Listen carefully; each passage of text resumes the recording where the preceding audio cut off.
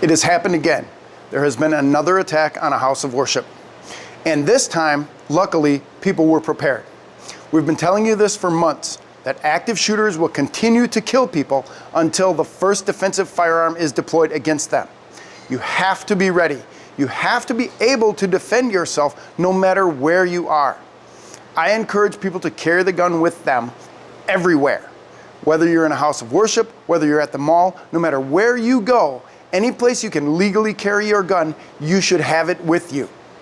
If you don't have a defensive firearm on you, at the very least, have rapid access to a trauma kit so that you can help others.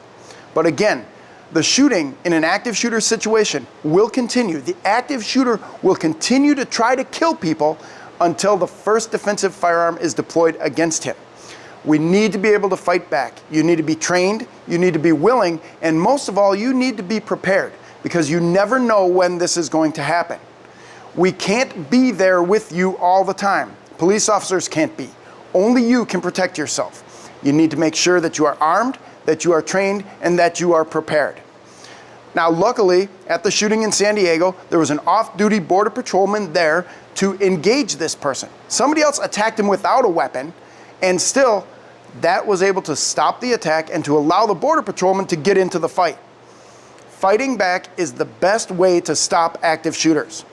You can run, you can hide, but if you have the opportunity to fight, you will be the one who stops the killing.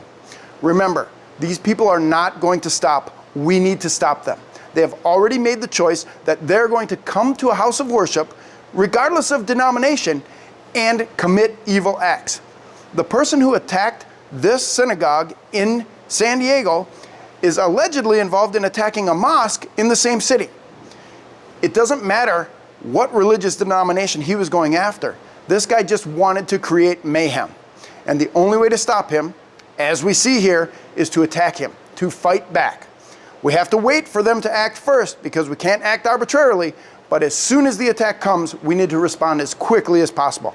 I'm begging you, get training, carry your gun everywhere you go, and be prepared to stop these heinous acts.